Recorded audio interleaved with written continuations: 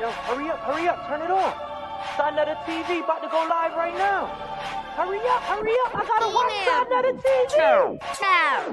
I watch sa.neter, I watch sa.neter, I watch sa.neter, I watch sa.neter, I watch sa.neter, I watch sa.neter, I watch sa.neter, I watch sa.neter. Evolution, revolution, truth hour, black power, bloodline, land hours, red pill, blue pill, Sankofa. We take the red and the blue pill, we taking over. I'ma have to break my condition without a doubt. I am not a slave to the system, I'm breaking out. sa.neter know if he see the devil, he point him out. So we standing with our fist in the air to scream and shout. Peace in black power, peace in black power, peace in black power, peace in black power, peace in black power, peace in black power, peace in black power, peace in black power. The revolution is here.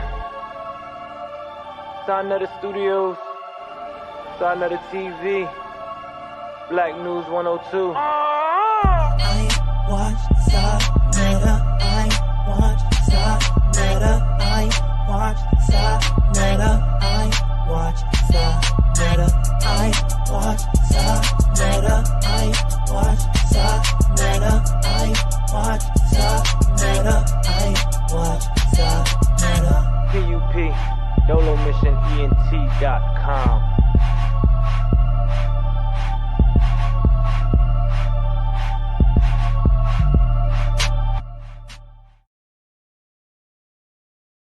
Do that sometimes. Sometimes you might ask me a question, it might require me to draw information from several different places, but yeah.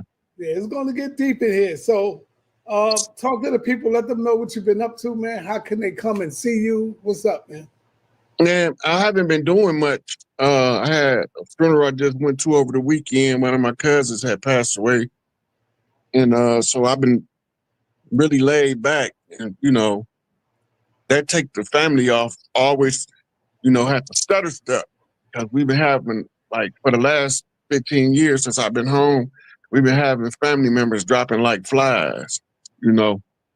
So that takes its toll after a while. And you either gonna become totally despondent or you gonna become numb to the grief. You know, so I'm at the numb to the grief part now because I already went through when my mama went and my dad went a year later. I was totally despondent. I was still functional, but emotionally I was a wreck. Wow. Yes, man. Well, only the strong survive this. You know that. Well, you know, it ain't for the faint of heart. The work that you do, Si, the work that I do, the work Brother Rich do, Young Elder, you know, trying to get this positive, life-changing information to our people. And like a lot of the stuff that I see, other people that study the same materials didn't even see it.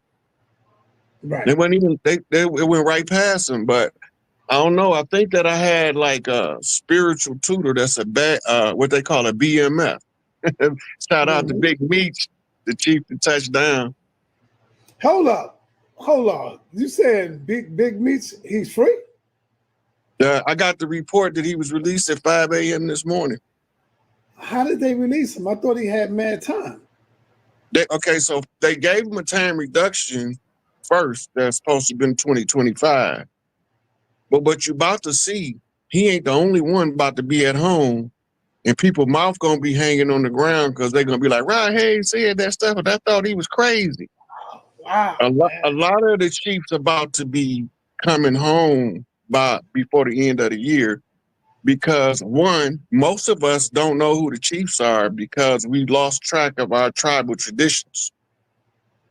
A chief is responsible for a particular part of our community development. Big Meech's responsibility that he trained himself how to do is teach these youngsters how to live with wealth, right? And because that's the work he was doing, don't matter how he got the wealth, it matters that the good he served was more valuable to us than the means by which he was trained to learn how to handle wealth. The youngsters don't know how to handle wealth. Right. They get a little bit of money. They want to kill each other. They want to, you Right. know, take their money down to the club and make it rain. That's not good financial sense. All right. So he was teaching them, when you got money, just because you got money, you can't just talk down to people, because you might be down tomorrow and they up. Mm-hmm. A lot of people get a little money and they feel like that money made them better than you. Right. But that's something that's fleeting and temporary. Love is eternal. All right. So let me let the audience know real quick. Y'all might hear some stuff tonight that make you say, I never heard that before. Because when we look at Ron and brothers like Bobby Hemmett and Phil Valentine, and y'all call that probably the dark side. What do you call it, Brother Ron? What you call it? The information and the knowledge that you deal with? It's esoteric. Esoteric. Okay. That's or you can call it occult. But people commonly misinterpret occult for cult. Uh-huh. And cult has been given a negative connotation, never knowing that it's a root word. Mm-hmm. It's the same root word to occult as it is to culture, as it is to cultivate. At the root of all of those words is cult. And they tell us that a cult is a wicked thing. Anything that we would be using to reconstitute the tribes has been villainized by the system. Okay, so let me get it off. Let me get you first with this first one. The first question I have for you is the number 13. What is the secret behind the number 13? It's the 13th zodiacal seat. If you go to the Temple of Dendara in Kemet and you look, they have a stellar relief in the ceiling of the zodiac. And at the very center, there's the hippopotamus goddess with the alligator span. She's carrying a meat cleaver. That's Big Mama. Her name, Tawaret, right, which is the oldest known deity ever on Earth. The ancient Kemetic temple writings write that the first god was Tawaret, and she just so happened to be Big Mama. Right? Big Mama is the embodiment of the universal creative force. Right? She is what we call a chaos being emanating from triple darkness. And it was by leave of the great mother, Tawaret, that we have something called creation to express ourselves in individuality. The 13th zodiacal seat is the eye in the middle. Just the great mother who sits in the middle of the 12 signs of the zodiac. This is also the sacerdotal seat of Earth, is known as the Isis seat. And the Isis had 12 daughters that represents each of the 12 signs of the zodiac. So her seat is always the 13th seat. In the usurpation of the divine feminine, they try to villainize and make her evil and tell her that, or tell us that God is a man with this long stringy beard wearing a white robe. That's Obatala. He gonna always ride with Big Mama. And don't care who you think you is, when you go tell Big Papa, he gonna say, what Big Mama tell you? Right? Obatala has been whitewashed in the history books under the Norse tradition because the people who receive the information is obligated to adapt the teachings to their culture. And when they adapt the teachings to their culture, in the Norsemen, they prominent male figures got a long stringy beard. I don't know if you can call him Odin, you can call him Zeus. It don't matter what you call him. He, the great father, is going to always stand in protection and guardianship of the great mother. That's the difference in the masculine aspect of the ruler gods and the creative aspect of the creator god, which is the feminine. But does the number 13 also deals with evil. You That's, see the movies come out, Friday the 13th, mhm. stuff like that. They say That's this the is a bad villainization. luck day. Yeah, And, that's you know, that's the and people, villainization of it. and then I remember growing up, you know, my mom was so damn superstitious. Oh, you be careful out there. The day is Friday the 13th and all of that. So, yeah, talk to us. So the energy, first of all, Friday is Freya Day. Freya, going back to Norse mythology and European divinity, is the daughter called Venus, called Oshun in the Vadun culture. But you say I'm the only one in this community called the esoteric and arcane the darkest house of consciousness. That might be why you call it dark. So all of the dark stuff is given a negative connotation. All of the feminine stuff is given a negative connotation because they're trying to push an agenda. And now we to the point where their agenda don't work on us no more. Right? And so when you see Bobby Hemmett, you see Dr. Valentine, you see the minister, right? You see Dr. Malachi. They are trying to tell us parts to the problem, and then the next generation, which is us, we come after them. Our job is to put the pieces together and tell the story so the people can understand it. There's nothing evil about the number 13. The only thing evil is the intent of the patriarchs who wanted to emasculate divinity, right? And usurp the divine feminine and replace it with a drag queen, Statue of Liberty, frame of reference. You think a Statue of Liberty is a man. I mean, a woman. The Statue of Liberty is Lucifer. I've heard that before. You can put, I already then posted the pictures. I would have brought the receipts, but you know, we just chopping it up. But the Statue of Liberty is Lucifer. You could type it into TikTok and there's a couple of people doing the breakdown on it. The whole Luciferian agenda is a drag queen march across the land to conquer the matriarchal sacerdotal seats of power.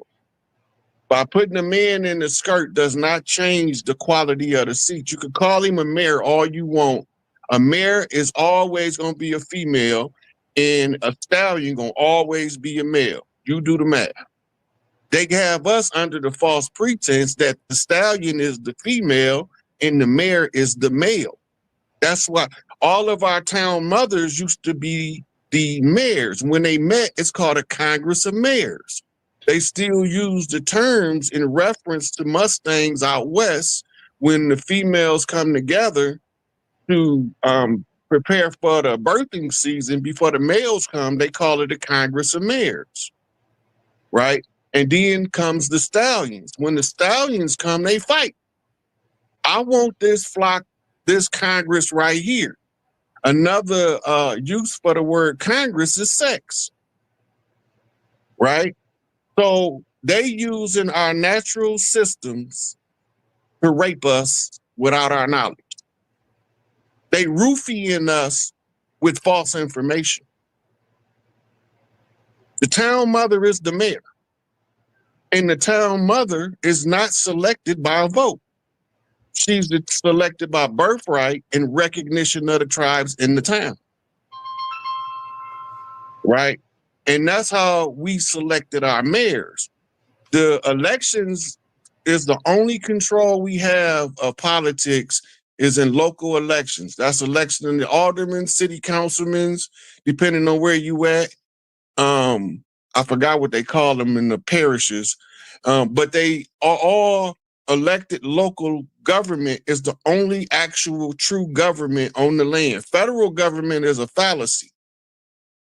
It's a fallacy and it's based upon a corporate interim system occupying or pretending, masquerading de facto in law as the legitimate government agency, the dominant government agency, but they interim. That means they got a lifespan of how long they allowed to be here.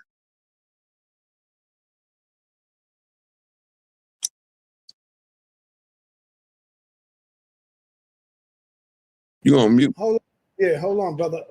What I want to get to right now is that I want to start talking about some other stuff because I've been hearing you talk about the aliens and stuff like that.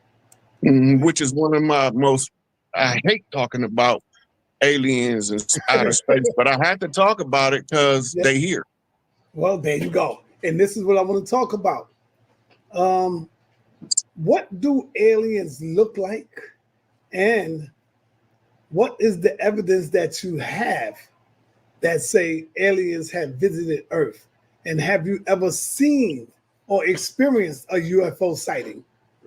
Okay, now let's break the question into parts because that's 3 questions in one. Yes, go into it. So what was the first part?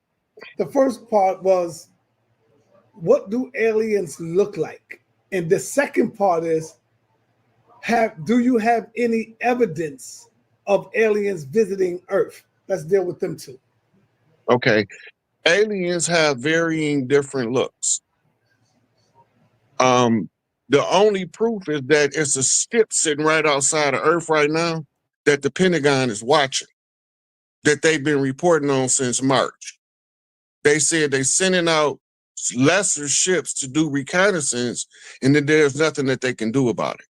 That's the first piece of evidence. You can look it up, right? As far as how they look, they have a varying different look depending on where they're from.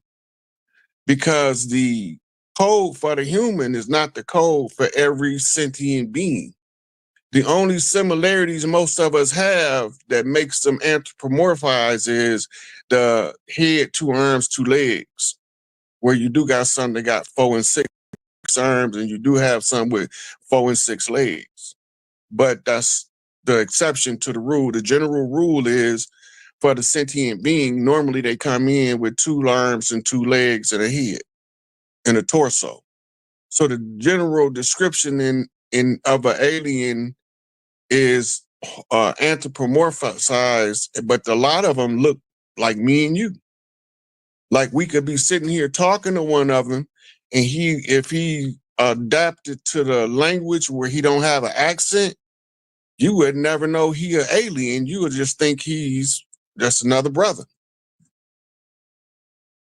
Right? They made a movie about a brother from outer space. You remember that? The brother from outer space? Because they wanted us to know that there is a sizable portion of them that's heavily melanated. Some of them, melanin is so dark that it absorbs 10 times more light than the average person. And that's because of the deep space effect that it's having on them. And some of the suns set out so much radiation in the biological counter of most organisms to protect itself from massive amounts of radiation is to produce massive amounts of melanin as the response. Have you yourself ever experienced the alien? Yeah, but they normally talk to me telepathically and tell me they're there. I only seen a couple of beings that I know were aliens, and they was telepathically talking to me. One caught me in Walmart, gave me a book reference when I first came home. And then there was another one that I encountered at a mall where I was walking down the mall, and he was telepathically telling me, almost to me, you almost to me. And when I looked up, he said, oh, you found me. Right? So they don't look, those ones didn't look different than regular people, but they was from different places. But I don't tell people that stuff because I don't like to talk about space stuff because we have too many Earth problems that we trying to escape from solving. We don't want to solve the problems where we at. We want to go somewhere else and take them problems with us and make that place as effed up as this place. But if we solve the problems where we at, we ain't got to worry about nobody from nowhere else. Mm-hmm. That's how you spiritually protect it, by solving your problems. Because if you solving your problems, the energy field around you Source is saying, don't mess with this one. He's doing his work. You always hear about that in the hood, putting in work, right? Yeah. Some of us work don't look pretty, but it's necessary for the effect that it's going to cause. So when we do certain stuff, it may not fit within the parameters of accepted norms. And we might even end up locked up for following our purpose and our path. And sometimes we just end up isolating ourselves because it's difficult to explain to undeveloped spiritual minds a developed spiritual concept. Mm-hmm. What is your view on the government stance regarding UFO sightings? The government is 100% aware of what it is and who they is. They communicate with them. Dr. Strange wrote a book about when Eisenhower was visited by the Venusians, right? And that's when, back in the 40s, and they, after World War II, and they dropped the bomb, because that's what caused us to be put in what's called a light lock. Like, it's the covenant. It's to lock us into the simulation spiritually, but that's also to keep us from spreading like disease beyond our realm, all of the dirt dealing that the people been taught to do. None of it is normal. Even if we accept it as normal, it's still not normal to us as a species. It's been given to us by outsiders. And that's one of the easiest ways to heal yourself, is to find the foreign nature of the characteristic you exhibiting, so you know that it's not who you are. That's how you kill your ego. Purification of the ego in the occult. Is the government being honest with us? The government is never going to tell us the whole truth. They give us half truths, but more than anything, they talk in what's called double speak, coded talk. Like Donald J. Trump know exactly what an AK-47 is. Went on the news and he said, I became a gun expert when they told me about the MK-47. That's a code. It's not a misspeak, double speak, right? And the code crackers are other heads of state has a code cracker. I'm the code cracker for Empress Rarebird, right? Mm-hmm. She is the blood right descendant matriarch to call for to sit on the sacerdotal seat. And so when she went to Philadelphia, sat on the sacerdotal seat, she took back the tribal right to political and social systems. So now what we about to see is the shift. But we first had to get to the part where, because I have to give her reporting. That's going to be live because I have to do it where all of the tribes across the land have equal access to the information. Whether they believe it or don't believe it is they're inconsequential to the fact that they had access to it by public notice. So the report that I got to give her is on the state of the war and with receipts. Let me ask you this. These aliens that you have seen, that you have come in contact with, do they have any special powers? Should we be afraid of these aliens? What? Talk to me. Look, you ever hear the story about the angels and then they fall on their face in fear in the presence of the angel? You don't got to fear them unless you dirty. Right? Unless you doing secret shit to hurt people behind the eyes of the unwitting public. You concealing your dirt and you doing nefarious things, knowing exactly what you're doing. The frequency is what's going to tell you that you the one. Because when you're doing certain stuff, it shows in your frequency. They call it biorhythms. If you look up biorhythms, then what you do alters your biorhythm. If your natural biorhythm is to be in the heart chakra space, pure love, energy, but you operating from the root chakra. You've been inverted. Once you've inverted, it alters your frequency. You don't look the same energetically. Like if you take Kirlian photography, you won't have what's called a pure color. It will be specks of darkness in your color. They can see it with their eyes because they see a larger light spectrum than our 0.1%. They seeing like 40% light spectrum. So they seeing you so deep, you can't hide your secrets. And they telepathic. So now they listening to you lying to yourself, trying to convince yourself you a good person while you running around doing all this dirt. And now you trying to convince publicly everybody that you a good person. Instead of stop doing the dirt and be yourself, it'll come out whether you a good person or not. Right? And then they gotta always send in somebody to undermine you. Mm-hmm.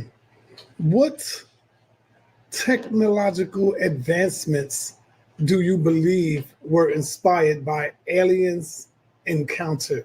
By aliens encounter. Fiber optics was developed off the reverse engineering in Area 51 in the Roswell crash. This is already recorded and exposed, and it's already available under the Freedom of Information Act to be reviewed. The cell phone is ancient. Most of the technology is ancient anyway. Atlanteans had all of the stuff that we consider modern technology, plus some you haven't seen yet.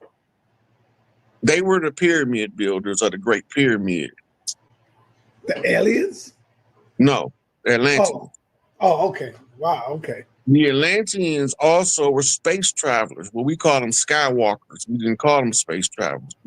The ancient term translates into modern English as skywalkers. So we call them skywalkers. That means that they travel to beyond the realm of the earth. They got blocked out.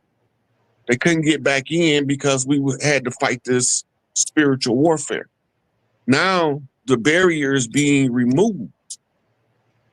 And the skies are going to look entirely different. That's why they soft selling you all these extra moons and stuff.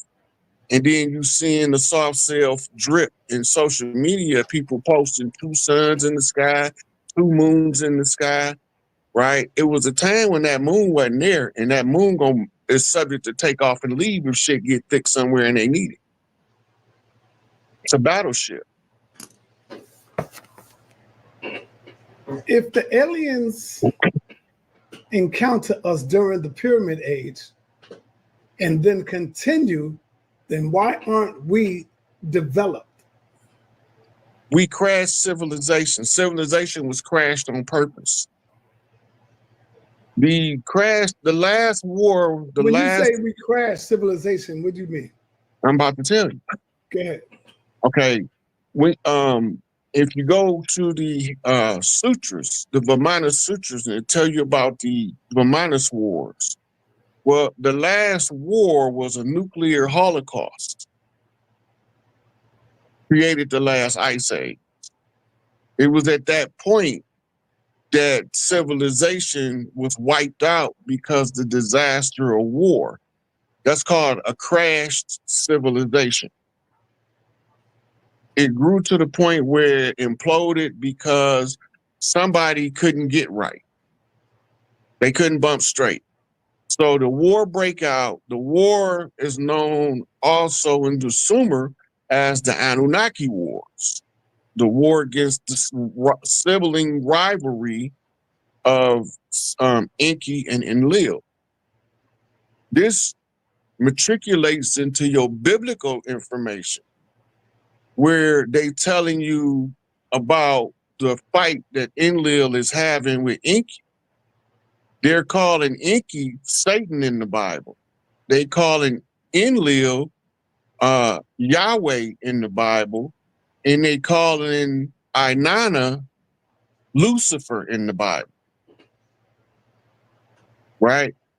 The bright and morning star references the star called Venus. On the heels of Venus is the seventh sun, which is called Mercury, but not sun, S-U-N, seventh sun, S-O-N, but it's in reference to Venus birthing a son off the sun, right? Because between Venus and the sun is Mercury on the horizon. Mercury is always on the heels of Venus, and this is the baby that holds his mother's skirt as she follows her around.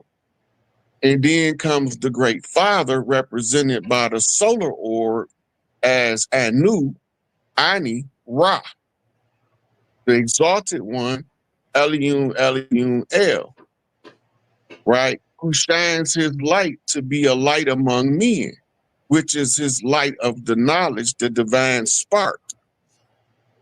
And the one who receives the divine spark is the heir to the throne, or we would call him in Kemetic terms, he's Heru, the son that's aspiring to reclaim his father's throne, Osiris, the great Osirian, Orion star constellation, represented in the zodiac, in the Bible as heaven,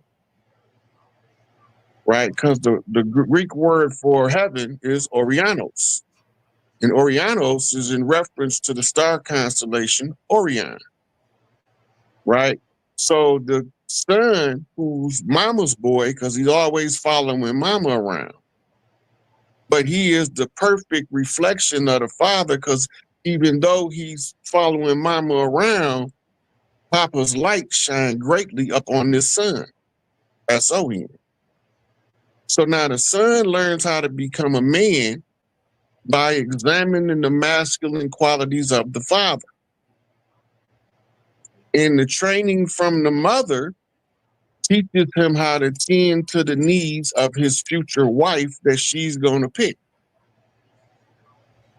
The fool's journey, tarot deck, becomes the hero's journey up on the self-discovery. Because he thought he was a fool and everybody else did too. But he went about his journey down the yellow brick road in search of the Wizard of Oz. The wizard is the wise one, Merlin the magician. Oz is the strong one, because Oz means strength. The strong one in the Bible is known as Chemosh.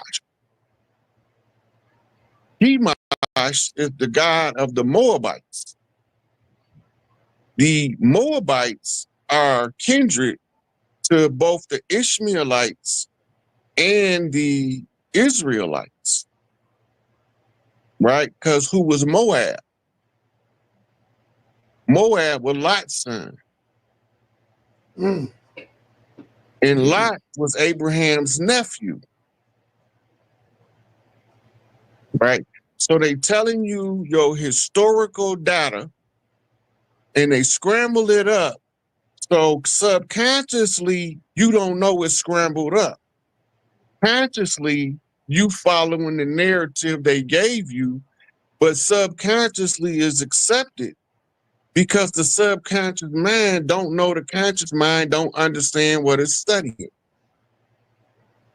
But you studying Bible, basic instructions before leaving earth mean basic instructions before leveling up. Because once you level up, the Bible becomes obsolete when you realize it's a star map and a blueprint for the son to rise and become the redeemer of the Father. So John 3:16, for God so loved the world that he gave his only begotten son. But what do you mean he gave his only begotten son? Because he didn't give him up to be crucified on a literal cross. But because you take the story literally, you never understand the deeper meaning, but your soul know that the story was telling you the holy drama straight out of the walls of Kemet, and that the Jesus is two people in the Bible. They telling you the story of the mother, Isis, as Jesus, and her son, Emmanuel, as God with us. And they mix them up because you're not going to know the difference when they put both of their words in red, because you don't know forensic profiling to separate two different people talking by character. What if I was to say to you, Brother Rod, that Jesus is God? God rebirthed itself coming through the womb of woman to be physical being on the planet. Because before that, he's spirit. You can't see the spirit. But in order to be seen, he reborn himself coming through the flesh. What if I was to say that? What would you say, man? Nothing. Nothing. No, I wouldn't even respond to that. Crazy? What? Is it crazy? It just tells me what it tells. All you telling me is your perception of how you perceive this ancient holy drama. Right. But because you don't know the original, you just took cheap copy. Oh, okay. Okay. So I want to so I wouldn't answer it. Let me get into this right quick. How do you differentiate between real magic and mere illusion? So now we're gonna get into sorcery, and let's talk about some magic here. The magic sciences do different things. The most potent and powerful of the magics was called blood magic, right? It's what they call dashing the blood upon the altar, right? Talks about it in the Bible. The blood sacrifice, every time you kill someone, it has an effect somewhere in the living. And if you use the blood to seal the contract, you're talking about life force energy is sealing the contract. The contract's duration fades over time. So the blood and the blood magic ritual tells you that in the beginning, at its height of potency, the magic is very strong. As it wanes, it becomes faded as ink. And its potency also is fading to match the duration of the contract. Because you have to have an exit strategy to all contracts. And the contracts that they making is between the blood that's being spilled, being sold to the loose beings. The loose beings can take physical form or they don't have to. They can use another agency of influence in the physical world to bring about the effect that your blood sacrifice required. Then you have the second most powerful magic is sex magic. Because spirit energy and sex energy are twins. They Gemini twins though. The spirit energy is descending, is feminine from source. The sex energy is coming from the root chakra, right? It's red, it's pure lust. It's rising up. And as the two rise, they balance each other out into what's a pink energy.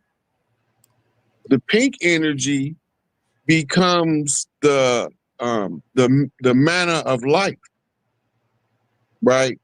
And the energy is represented by a balancing of spiritual self and sexual self.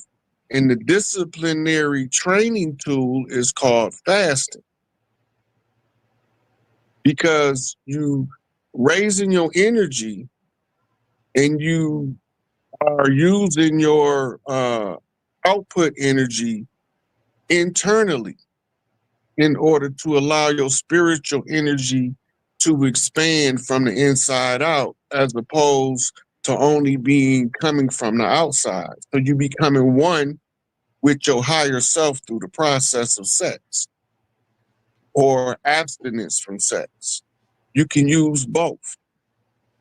A man and a woman who are in agreement and in balance with each other can manifest their best life together as heaven on earth, but there's going to be required a physical action behind the effort to bring it into being.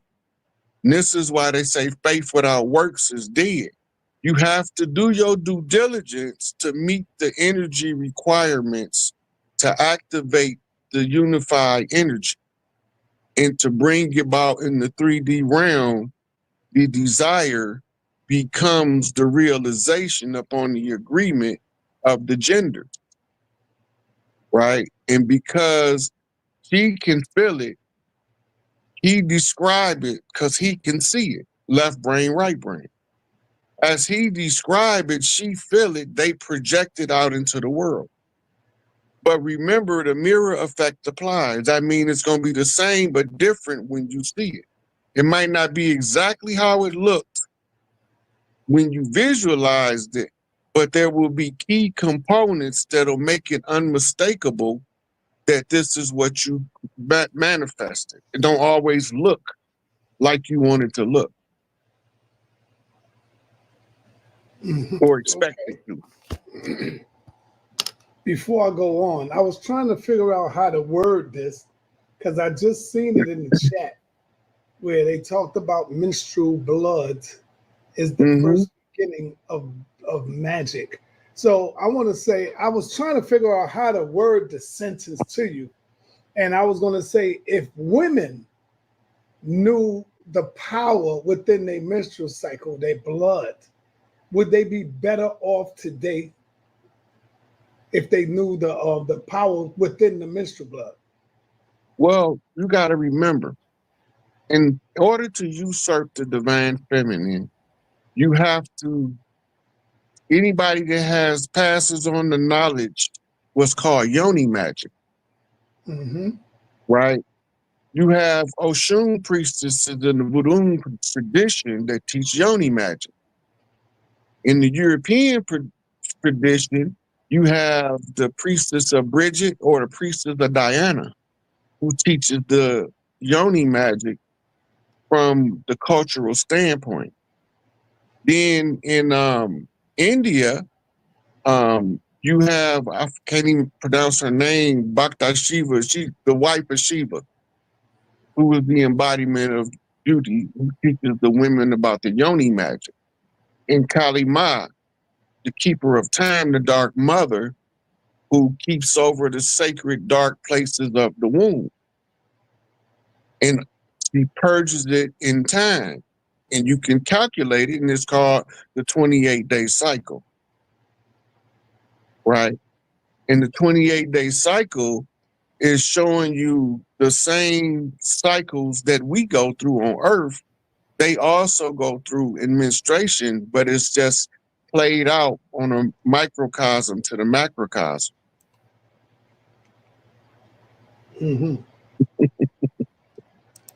So they deny the women the ritualistic knowledge to access the uterus power in the womb. This is what caused the Salem witch hunts. A lot of us don't know the Salem witch hunts was because one of our big mamas was teaching the orphan females from Europe how to harness their Yoni magic. And when the political figures discovered this, they feared that they would join forces and use Yoni magic to conquer the enemy. So they wanted to kill him before they all got the full knowledge. One of the most notorious stories from the Salem witch hunts is the women who was in the dancing frenzy. The dancing frenzy is fully activated mitochondrial DNA. When it's fully activated, the women become contagious one to another, and the dance is replicated in the dervish schools as the whirling dervish. And the women who wore the white gowns by the riverside who harnessed the Yoni magic, who activated the mitochondria, who danced in the circle, reflected the sunlight, and it left light beams flying back to the sun in order to respond to what Earth is telling the sun in the 3D realm. So the women were harnessing this magic in order to have what's called the construct of heaven. And this is why you always hear him talking about the veil. The bride wears the veil, not the groom. And when the veil is lifted, the great mother is seen, as in the shrine of the Black Madonna. Madonna means young maiden. Black means she worked for Big Mama. Right? She is the youthful representation of what Big Mama is. Big Mama is the older version. She's not Madonna no more. Now she's the Dark Mother. Or what they call her, the Isis and child. They got another name for it. But just the mother and child. So the mother raised the son in order to redeem the father. This all in the magic. They have to villainize the women, because if the women become conscious of the knowledge, and the Sufis is practicing the rituals to raise the mitochondrial frequency, every mystic Sufi had a daughter that he taught in secret the sacred ritual to raise the mitochondrial frequency in order to purge wickedness from the earth. And so now those daughters, they called the daughters of the Sufi in the occult world. In the secret, they fall under the ancient Arab order of the nobles of mystic shrine, or the keepers of the great shrine of the great mother. The great shrine represented in the takeover by the Vatican, named after Vaticus, the sister named Vaticus, who they built the the temple on top of her graveyard or grave site, depending on how you want to call it. Okay. How does popular cultures affect the perception of sorcery? I want to get stay on that sorcery thing for a minute. Okay. So look, in the society we live in, they call it a Judeo-Christian society. Mm-hmm. What that means is they are going to use the Judeo-Christian philosophical standards of influence in order for the people to respond in a particular way. And this is what's going to be the driving force for the development of a society. As long as you control the creator gods and the ruler gods and how they react to creation, you can steer how creation manifests through the great egregore, which is the universal mind. It's like you hijacking it with the help of all of the other guys that don't know they're helping you. Because you put circumstances in a path and you corral them like the farmer do the cows in order to get it from one part of the farm to the other, right? So they use what's called influence by having certain people speak on magic in a negative manner, right? And a lot of the types of magic are so vilified, and that's how they use the barrier of fear, which generates the common people's perception of what magic is and how it works, and that the devil is behind it. But you don't know that you the devil's agent because you're using his magic on yourself. That's called the Amen spell. That's why all of the religions say Amen after they prayer, except the Buddhists. Have you witnessed real sorcery? Yeah, I know how to do it, but I don't do it. Well, they say that sorcery is evil. No, well, it can be used for evil. It's like what Darth Vader told Luke Skywalker about the Force. He said, no, what I mean, Obi-Wan. He said, Luke, the Force is neither good nor bad. It is the intention of the Jedi who wields the Force that determines whether it's good or bad. You can use the magic for constructive or destructive purposes, or you can just use them to sustain something. Right? The Force doesn't care about 3D reality. Only 3D beings care about 3D reality. The Force encompasses and permeates 3D, but it's not controlled by 3D. But you, as one of the gods, have sufficient enough control to contribute to the change. And that's why you have this mantra, be the change you want to see. Right? People just think it sounds cute, but it's a scientific underpinning to that. You have to get the attention of the other powerful minds who may be distracted by finding the common thread because they all link up. And the universal mind is like a spider web. All right. Once again, family, we're speaking with our brother Rod Hayes. Rod Hayes is going in and breaking down this science, man. I love it. Straight from the head, too. Notice, I want y'all to notice that. Straight from the head. No notes. No notes. He got it all right here. So stay ready, don't get ready, sir. That's right. That's right. Can sorcery be explained through psychological phenomena? Yes. So Carl Jung was a psychologist. They call him the occult psychologist because understanding the archetypes is what allows you to be able to read those occult and sorceress type energies. When you learn how to read archetypes, then naturally, if you study in psychology, you're going to run into Carl Jung, you're going to run into Sigmund Freud. Freud is the father of psychiatry.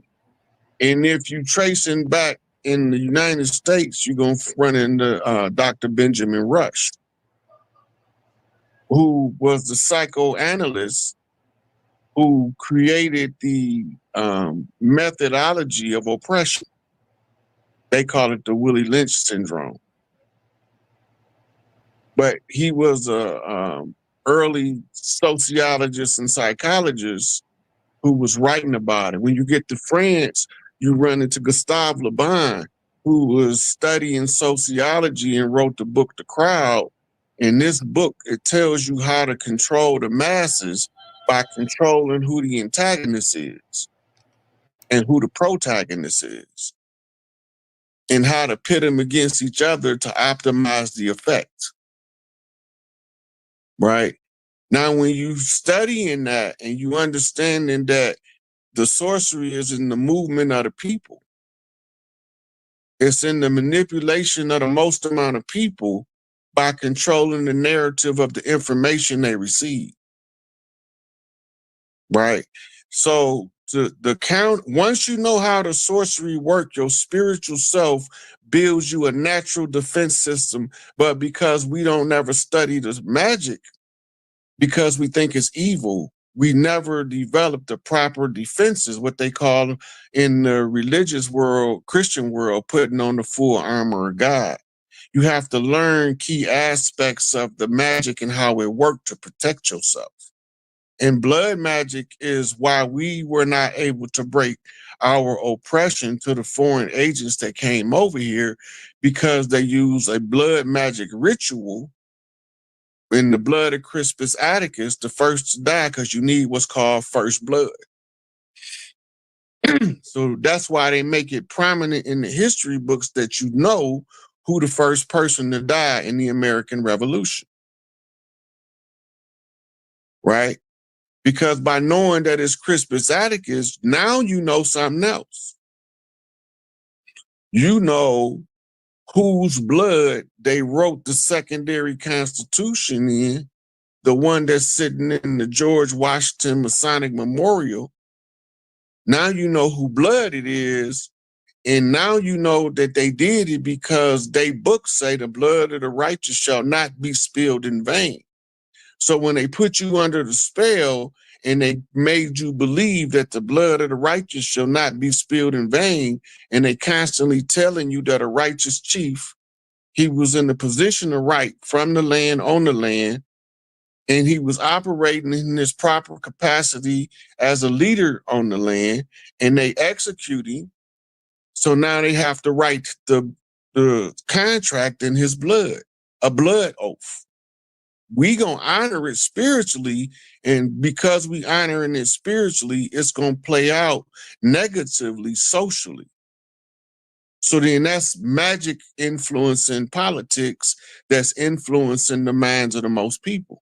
Because you got to realize the most powerful or the most influential tools for teaching people in North America is religion and politics, right? And entertainment. Entertainment is more apt to reach them than religion and politics in this era. But it was an era where only the religious stuff was influential. And the religious stuff was brought specifically to enslave you mentally and spiritually. And the only way to enslave you mentally and spiritually is to first convince you to put yourself spiritually under a spell that'll keep you from protesting mentally. This was done in the 18th dynasty in the war between the Amin priests and the Aten priests. It's known legendary as the Priest Wars. The Amin spell makes the god being subjugate itself by saying Amen. He's confirming that he will not outshine any of the people around him. But they don't know that. They think that it means so be it. But they don't study Egyptology and hieroglyphics, so they'll never know what it means. So when you tell them what it means, because a preacher didn't tell them it mean that, they gonna think you lying and you making it up. Never knowing that the preacher is just as deceived, if not so more so, if he actually believe that BS he be teaching, than the people he's talking to. And if he's deceived, that's called the blind leading the blind. Now, it was a time where the ones who know concealed it in the church, the AME. This is why all of the brothers from the lodges was AME Christians, because they was finding out what's going on and they was passing the messages through the church. But when Martin Luther King, I Have a Dream became the prominent battle cry in the nonviolent philosophy of Mohandas K. Gandhi, right, became the battle call, they abandoned the secret traditions. Only a handful of them still know the purpose of the AME church was to pass tribal information in the presence of the enemy, using what the enemy gave us to control us as a way to be defiant to the enemy's control. So they became seduced, never knowing that after Elijah Muhammad had that historical meeting with Elijah Muhammad, that he discovered that he had integrated into a burning house. Right? When he tried to tell him, nobody didn't listen, because all they still remember is I had a dream. They don't remember that long before Columbus came, we were here. They don't hear that part. They don't hear him saying that Europe came over and they undergirded their white peasantry with an infrastructure. Financially speaking, this is. They had what they call farm college grants, right? They don't hear that Martin Luther King. They only still hear Have a Dream, which was the least of his greatest accomplishments or speeches. But we don't want to talk about that because we want to follow the victim mentality, because we've been putting ourselves in this spell so long, it's embarrassing to find out that you were never a slave and now you don't have a reason to be at the bottom and you still at the bottom. But then you realize you was at war. And during the time of war, you in a warlock. I mean, Big Mama Bank is closed. She don't support the conflict between nations of people. So now you have to create an artificial currency to float your system, a fiat dollar. In order to continuously steal from the people, you got to figure out a way to maintain control as the inflation eat that fiat dollar up. So your 5-cent candy bar is $1 and something now, right? Fractional reserve banking is the tool that causes the inflation. The inflation amount is decided by something called the Fed. Remember Alan Greenspan? He should come over here and he'll tell you what the adjusted interest rate is. Who is he talking to? He ain't talking to me because I ain't got no deal with that motherfucker. Who he talking to? Right? He's talking to the Senate, the Congress, and the interim government. If y'all keep running this scam, this government scam, we're going to have to raise the interest up because the circulation of the money's slowing down. And the money slowing down decreases the value of the dollar. It increases if it circulates. And this is the black labor, white wealth, circulate the dollar in your community telling you, Dr. Claude Anderson. You're on mute, sir. Yeah, I was saying that's Claude Anderson there. Well, you see what this brother La got up, 1898, Illuminati, Masonic History, Freemason, Rosicrucian, Occult, Knights Templar. Mm-hmm. I guess you must have said something that made him put that up, put that in there. You know, you must have said something that hit him, you know. Yeah. But what I want to do right now, because see, you're just like, to me, in the sense of dealing with the occult science, you're like Dr. Leonard Jeffries when he's dealing with history, because all you got to do is set the camera up, put it in front of him, and you can go take a trip to Brooklyn. You can go around and come back, and he'll still be dropping that knowledge. That's how you are, brother. If we was face to face, I could just put the camera right here, go run my errands, come back, and you still dropping that knowledge, brother. It's You like say Dr. Leonard Jeffries? Yes, Dr. Leonard Jeffries. That's how I do with Dr. Jeffries. Hey, I just put the camera in front of him and just let him go.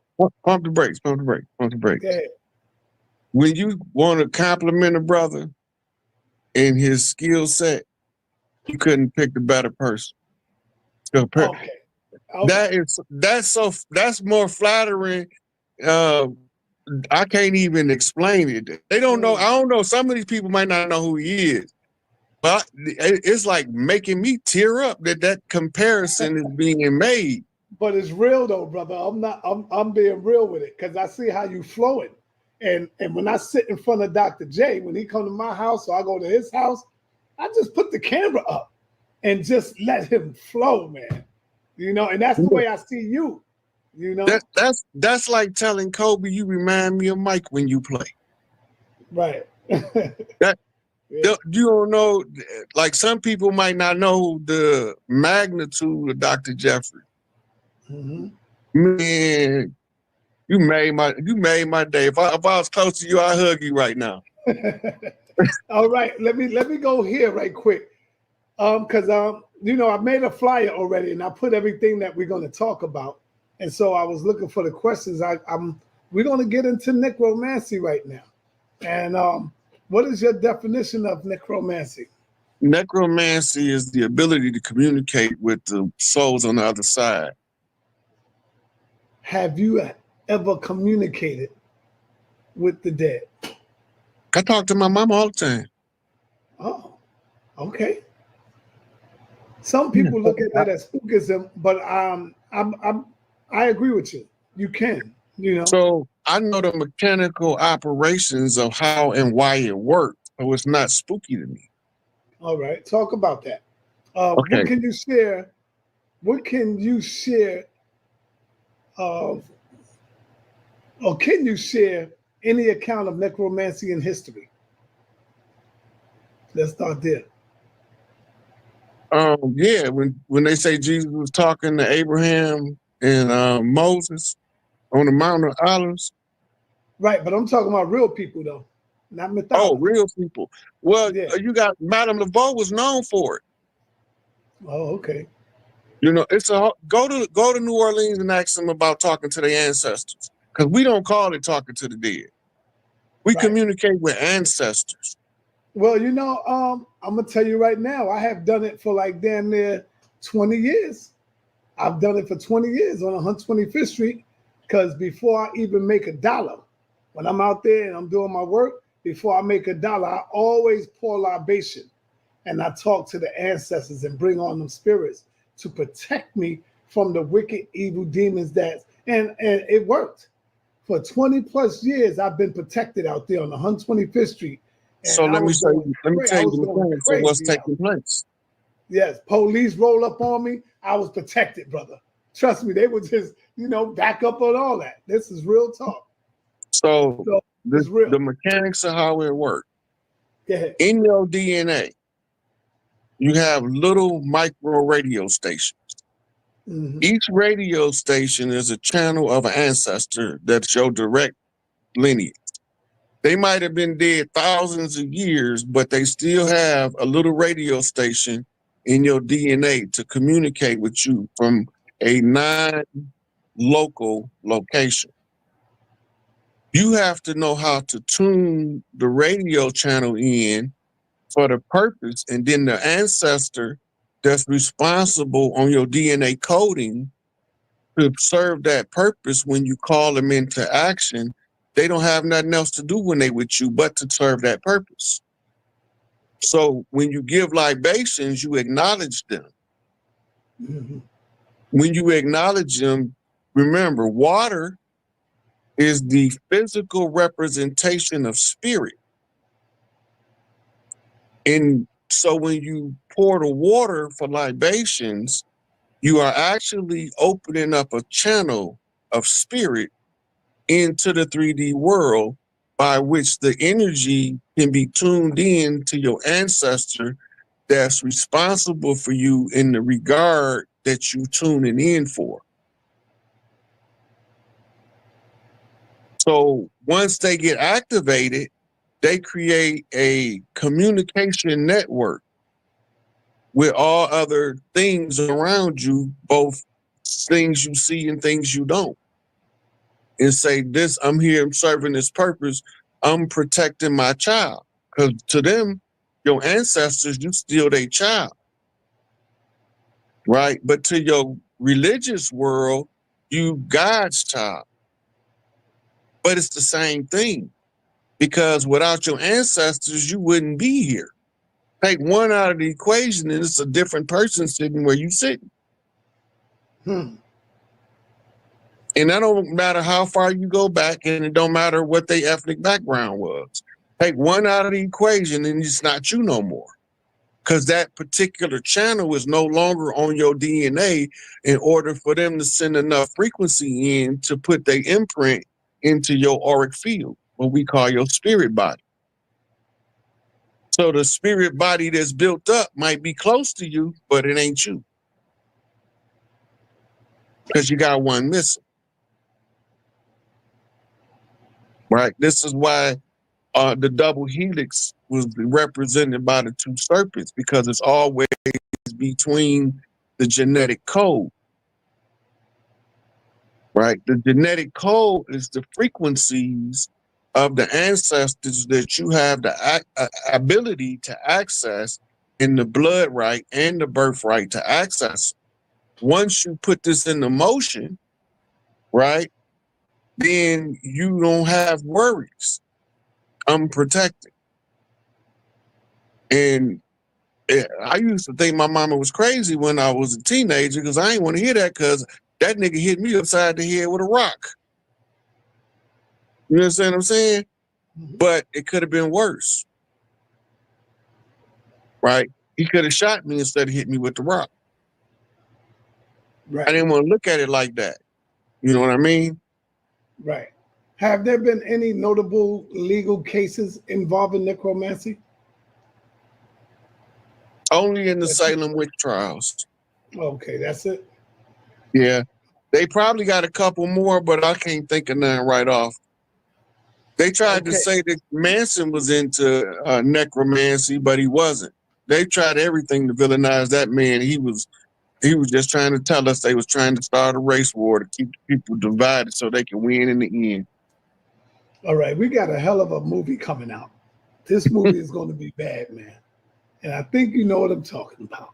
I'm talking about Gladiator with Denzel Washington. I can't wait for that to drop. Gladiator 1 was awesome. Gladiator 2. And so let's talk about blacks in ancient Rome. Talk to us about the blacks in ancient Rome. And, you know, I I think didn't you need really to know. first tell me about the pale face in ancient Rome. All Because right, go Rome ahead. was Let's do it started with by that. Etruscan Moors. All of those whitewashed I'm going to go figures, get some water. Keep talking, brother. all of those whitewashed figures that they telling us was emperors of Rome wasn't what they look like.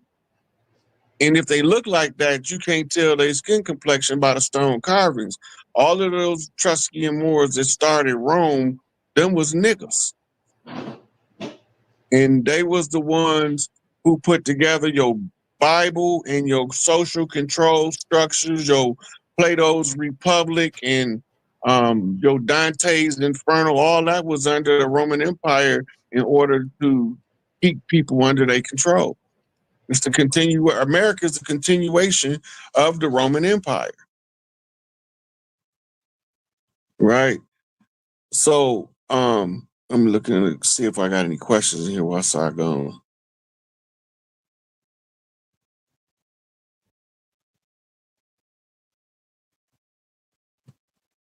Yeah, so the early Romans were dark-skinned Romans.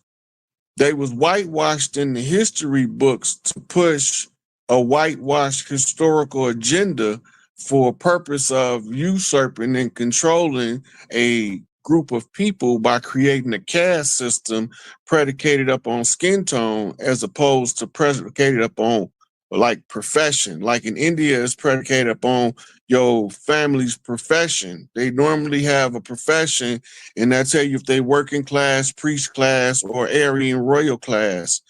And so the caste system that they use in the conquest of the Americas, Africa, the Near East, Middle East, and the rest of Europe, they use the skin-based casteism, but no only over here did they go above and beyond in full throttle application of it.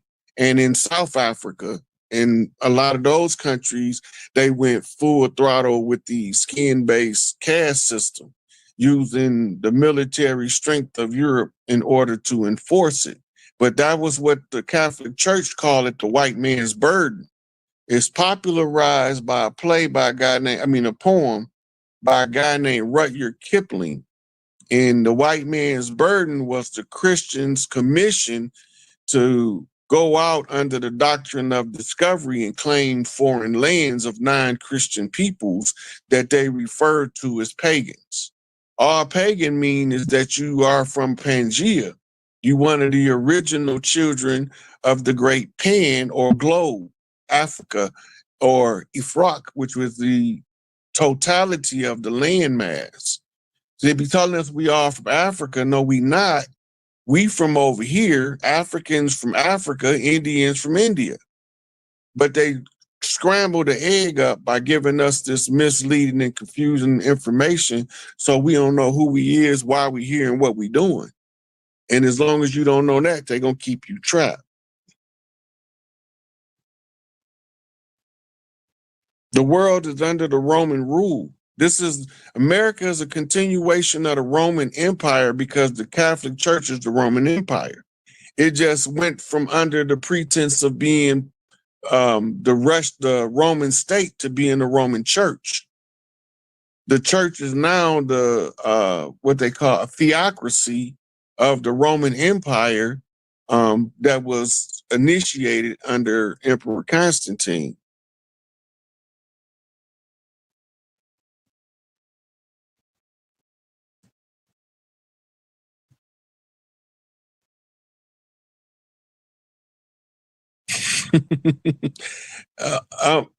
This is not comedy, brother. This is the real deal. Kenny D. What happened? Somebody, Kenny D say, is this freestyle for real or some type of comedy? Nah, some of them never heard of it. So when you never heard of information like this, you really think it's just crazy talk, you know? Because a lot of them is caught up in the mundane stuff. They don't know about this stuff here. Yeah. Africa So wasn't named Africa until after the Berlin Conference when they divided the land up. And it was named after an Arabic term, Ifraka, which means the divided up of the land. That was done under the Berlin Conference. The original Romans were called Etruscans, and they was they migrated or got exiled out of Africa and crossed the Iberian Peninsula and settled Rome. Greece was settled by Egyptian priests who were also melanated. Yeah, you talking about Cecil Rose. Cecil Rose went into the Congo. Africa. Yeah. He went into the Rhodes Scholarship plan. That was a plan to take over the Congo. Mm-hmm. He was under King Leopold. King Leopold is the one who was holding the Berlin Conference. If I'm not mistaken, I have to go back and double check that. I ain't sure on that one. Right, but when I left off, I left talking about the blacks in Rome. So you was dealing with the whites in Rome first. Yeah, because they whitewashed all of the original emperors. Some of them, if you read their history, they tell you they came from Ethiopia. Right. Right. They're telling you there was an Ethiopian Roman that's the emperor. That's Ethiopia. Greek is Aethiops. They mean burnt face. So they had a burnt face person or a dark faced person that sat as the emperor over Rome. But then when they paint the picture of them, they Europeanize the picture in order to enforce the caste system by skin color. They want you to think all of the great people in the past was pale face.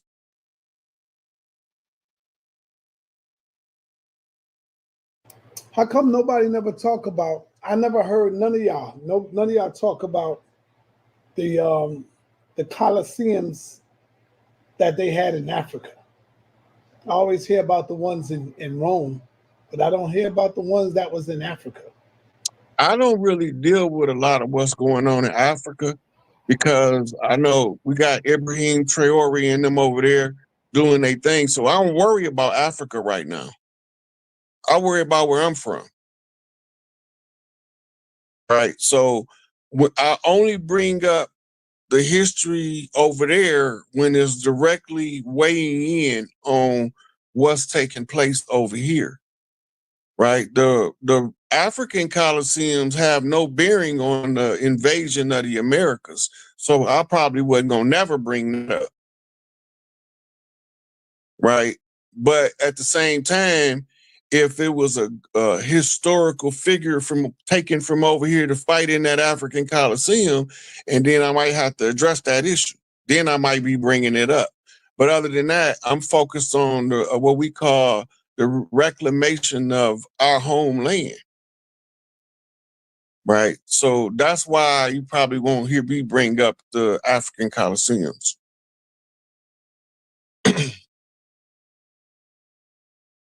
You on mute, sir. What emperors of our people, what roles did black individuals play in ancient Rome society? They were statesmen. They were law writers. They were the people that was teaching the people that they would later prop up as emperors how to be the emperor, how to play the part, how to look the part, how to act the part. They call it the civilizing of Europe. I know you've heard it 1,000 times. We civilized Europe.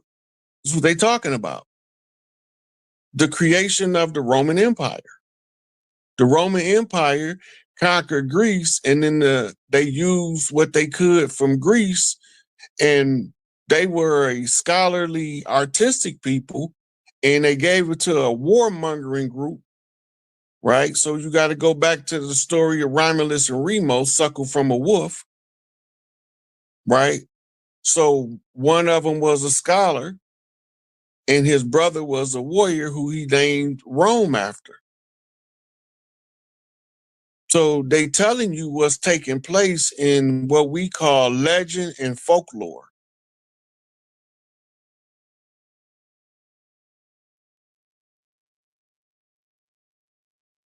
All right. Family, y'all ready for some questions? Y'all ready to come in? And remember, questions, man. Not debates, questions, y'all.